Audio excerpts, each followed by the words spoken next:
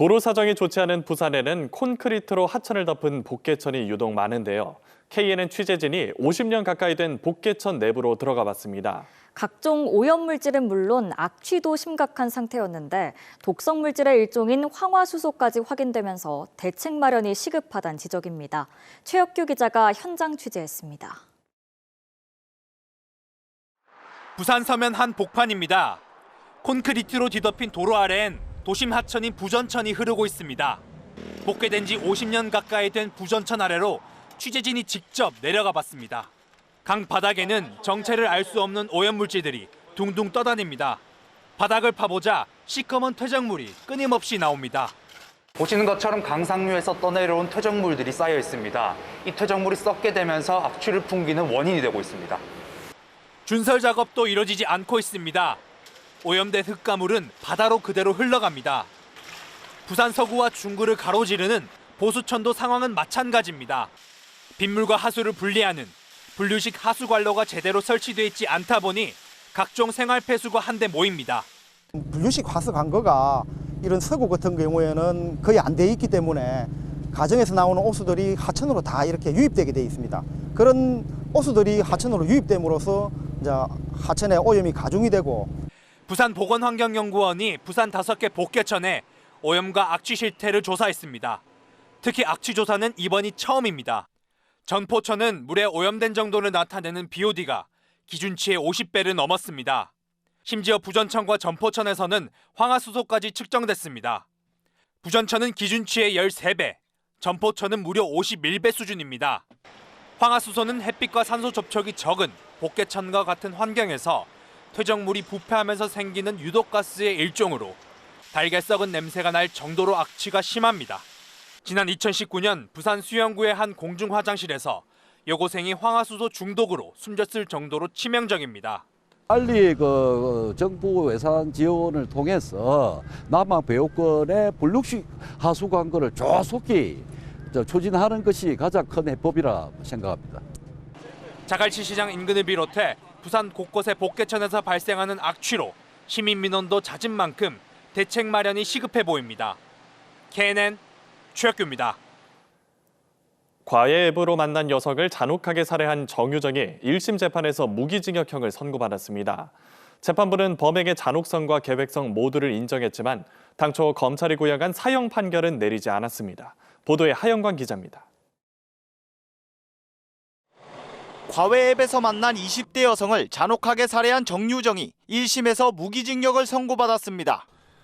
재판부는 정유정의 범행을 주도 면밀한 계획적 범행으로 판단했습니다. 범행 전 대상을 신중히 물색했고 범행 당시에는 교복을 입어 피해자를 안심시키는 등의 행위를 이유로 들었습니다. 또한 흉기를 휘두르고 시신을 훼손한 잔혹성도 인정됐습니다. 앞선 공판에서 정유정 측은 정신질환으로 인한 심신미약을 주장했습니다. 하지만 재판부는 이를 인정하지 않았습니다. 범행 준비부터 실행 단계까지 심신미약의 모습을 찾기 어려웠다는 겁니다. 다만 앞서 검찰이 구형했던 법정 최고형인 사형은 선고되지 않았습니다.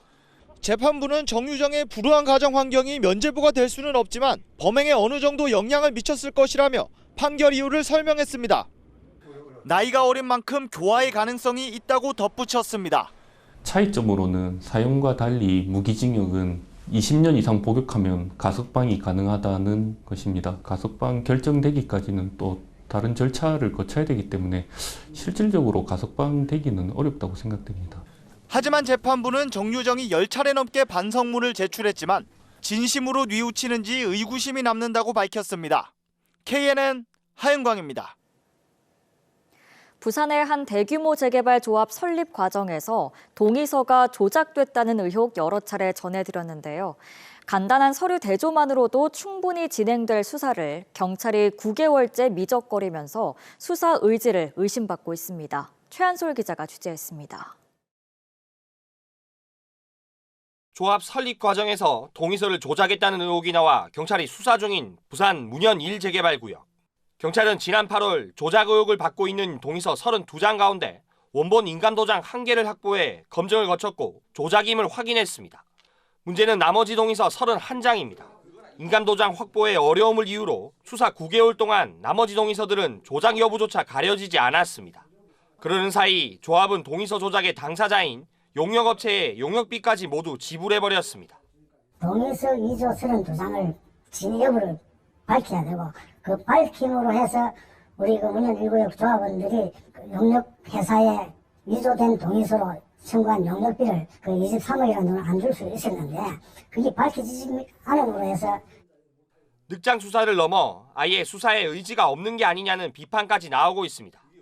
주민센터에 동의서 인감 서류의 원본이 버젓이 있는 만큼 서류 대조가 충분히 가능하다는 겁니다. 가장 쉬운 방법은 동사무소 가서 애초에 그 찍힌 도장을 확인하면 되는데 수사기관으로서 그런 어떤 과정을 거치자는 협의나 전화조차 없었다. 경찰은 인감 원본과 조작 의혹을 받고 있는 서류를 비교한들 불명확한 결과가 나올 수 있기에 현물 인감 도장과 같은 명확한 증거를 찾느라 시간이 걸렸다 해명합니다. 그러면서 늦었지만 이제부터 서류 검증에 들어갈 계획이라고 밝혔습니다. 진행 중인 조합 설립 무효인가 소송에도 중요한 기준이 될 경찰 수사가 수개월째 동의서 조작 여부 검증에서 막혀 있습니다. KNN 최한솔입니다. 글로벌 중국계 기업인인 화상들과 국내 기업들 간의 전례 없는 비즈니스 교류가 경남 창원에서 이어지고 있습니다.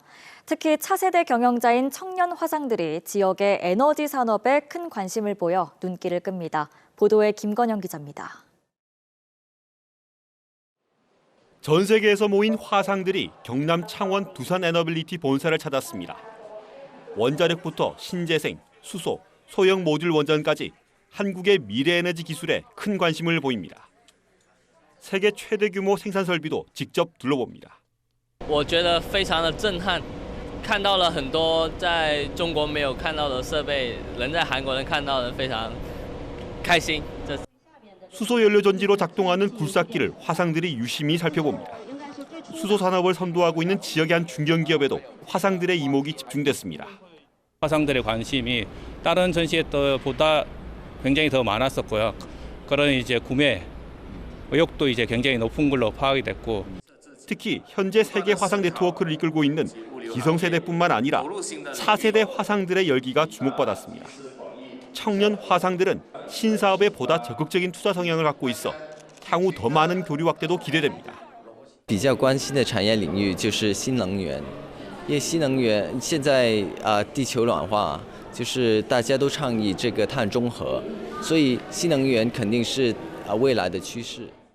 지역 기업을 이끄는 차세대 경영인들로서도 글로벌 네트워크를 만들 수 있는 기회가 마련됐습니다. 공통적으로 매년 이렇게 반복해서 만나고 친분을 쌓고 비즈니스 기회를 함께 모색을 한다면 분명히 효과가 있을 거라고 생각합니다. 오늘까지 사흘간의 공식 행사를 마무리한 2023 한세계화상 비즈니스 위크는 주말 부산과 울산 지역 산업 시찰과 남해안 팸투어 등으로 끝을 맺습니다. KNN 김건영입니다.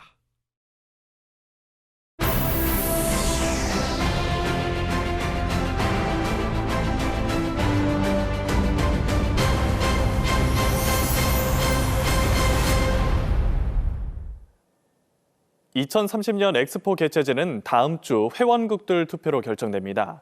182개 회원국 가운데 과연 누가 우리를 얼마나 지지할지, 또 1차와 2차 투표에서 어떻게 표가 갈릴지 지금도 예측하기 힘든 변수들을 표준규 기자가 살펴봤습니다. 현재 BIE 회원국은 182개국, 지난해 말에도 170개였지만 올 들어 갑자기 12개국이 늘었습니다. 2030 엑스포 투표를 노린 건데 회비를 안 내 투표권이 없던 북한도 올 6월 투표권이 되살아났습니다. 모두 적지 않은 회비까지 낸 만큼 특정 국가를 지원할 확률이 높은데 우리에게는 불리하다는 분석이 많습니다. 사우디가 2034년 월드컵을 유치하면서 대형 국제 행사를 사우디가 독식하기는 힘들지 않겠냐는 시각도 있습니다.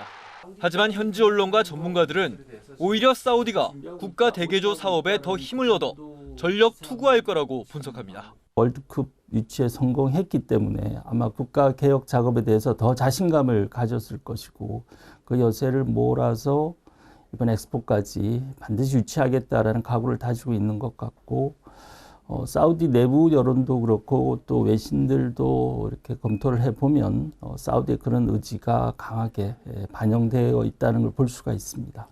이스라엘과 하마스 무력 충돌에 사우디가 적절한 대응을 하지 못한다면 사우디 지지세가 약화돼 우리에겐 호재가 될 수 있습니다. 하지만 이번 사태로 인해 중동, 나아가 아시아까지 걸친 이슬람 영향권이 똘똘 뭉칠 가능성도 있습니다. 지금 아랍 국가들이 너무 각자의 국익에 따라서 이제 뿔뿔이 흩어졌기 때문에 이런 사태가 왔다고 생각하기 때문에 오히려 표라는 측면에서는 단결시킬 수 있지 않을까. 그러니까 아랍뿐만 아니라 이제 이슬람권이죠. 또 이탈리아 로마가 1차에서 얼마나 유럽 표심을 잡을지도 사우디와의 3자 경쟁에 무시할 수 없는 변수입니다. 여기에 2035 엑스포 유치를 꿈꾸는 중국의 표심에 따라 협력 관계인 국가들의 표도 따라 흐를 가능성이 높습니다.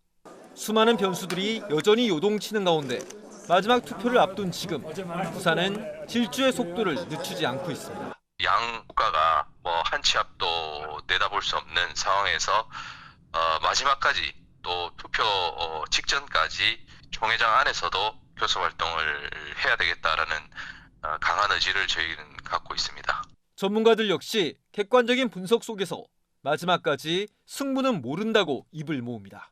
막판 뒤집기가 우리 전략이고, 그래서 일단 1차에서 떨어지지 말아야 되죠. 1차에서 안 떨어지면은 사실은 좀 가능성이 있다고 봐요. 지난 봄에는 좀 비관적으로 봤는데 지금은 충분히 해볼 만한 수준까지 올라와 있다라고 저는 지금 그렇게 보고 있습니다. 해볼 만한 싸움입니다. 확연한 열세에서 박빙으로 다시 우세라는 판세 분석까지 나올 수 있었던 건 2년 반 동안 흘린 땀과 노력 덕택입니다.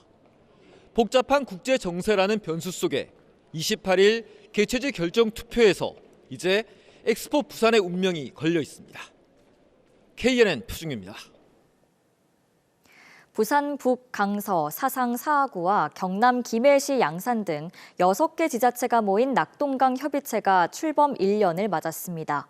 부산 경남의 낙동강 지자체들은 특히 관광 자원을 함께 이용할 상생 방안을 찾고 있습니다. 김동환 기자가 보도합니다.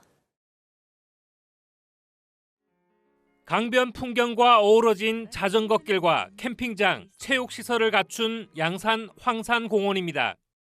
낙동강 건너 김해에는 잔디가 잘 정돈된 파크 골프장이 낙동강을 따라 조성돼 있습니다. 낙동강을 품은 부산 경남 6개 지자체가 공동 발전을 위해 출범한 낙동강 협의체는 이 같은 관광 자원들을 공동으로 활용할 방안을 찾고 있습니다. 낙동강이 지닌 가능성과 비전을 공유하는 자리입니다. 관광 상품의 개발 이런 부분들에 대해서 함께 협의하고 그리고 공동 사업을 함께 모색을 하는데도 아마 큰 도움이 될 수 있는 그런 컨퍼런스가 되리라 함께 또 기대를 합니다. 함께 여는 낙동강의 꿈, 야심찬 변화를 주제로 진행된 기조 강연에서는 낙동강권 초강력 거버넌스 구축의 필요성이 강조됐습니다. 하나의 하천의 정원 아니면 하천의 산업단지 있는 게 아니라 생태 관광 산업이 같이 초연결이 되는 방안을 어떻게 만들어내냐. 낙동강 관광 자원 활성화를 위한 브랜드 개발과 연계 관광 발굴도 필요합니다. 6개 지자체가 각각 떨어져 있는 측면에서 이 6개 지자체를 어떻게 한 번에 다 순환적으로 돌아볼 수 있을까? 또 권역별 주요 유입 관광객의 특성을 기반으로 한 다양한 관광 콘텐츠 개발 방안도 제시됐습니다. 낙동강 하구로 유입되는 관광객들이 누구일까를 보게 되면 육상으로 들어오게 되는 내국인 관광객. 개발과 보존의 경계에서 낙동강 시대를 준비하는 부산 경남 낙동강 협의체는 내년 법정 기구인 협의회로 재탄생돼 실무 추진에 속도를 낼 전망입니다. KNN 김동환입니다. 오늘 오후 1시 반쯤 부산 동삼동의 한 아파트 8층에서 불이 나 관리실 직원이 연기를 마셔 병원으로 옮겨졌습니다. 같은 시각 부산 중동의 한 아파트 2층에서도 불이 나 소방서 추산 1,500만 원의 재산 피해가 났습니다. 내일 창원에서 열리는 경남 퀴어 문화축제와 관련해 경찰이 찬성과 반대 단체의 충돌에 대비해 기동대 10개 부대 등 1,000명을 투입합니다. 경찰은 제3회 경남 퀴어 문화축제에 행사 참여 인원 1,000여 명, 반대 집회 인원 3,000여 명이 예상된다며 양쪽의 물리적 충돌을 막기 위해 불법 행위에는 엄정 대응할 방침입니다. 낙동강 인근 공기에서 녹조 독소가 검출됐다는 환경단체 발표와 관련해 낙동강 유역환경청이 독소 검출 가능성이 낮다고 반박했습니다. 낙동강 유역환경청에 따르면 국립환경과학원이 지난해부터 2년 동안 조사한 결과 낙동강에서 조류 독소가 검출되지 않았고 강 주변에서 적은 양이 검출될 수는 있지만 4km 떨어진 곳까지 확산될 가능성은 거의 없다고 설명했습니다.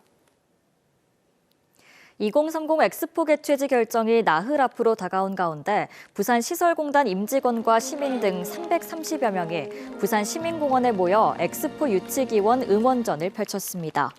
이들은 핸드피켓을 힘차게 흔들며 카드 섹션에 함께했고 엑스포 유치 염원을 담은 에드벌룬을 하늘로 띄우면서 우리의 꿈, 엑스포 유치, 꿈은 이루어진다를 힘껏 외치기도 했습니다.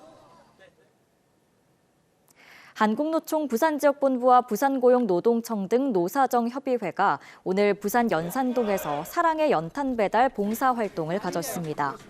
올해로 10년째인 봉사활동에서는 3천만 원 상당의 연탄 3만 3천 장이 전달됐으며 쌀과 라면 등도 함께 기증됐습니다.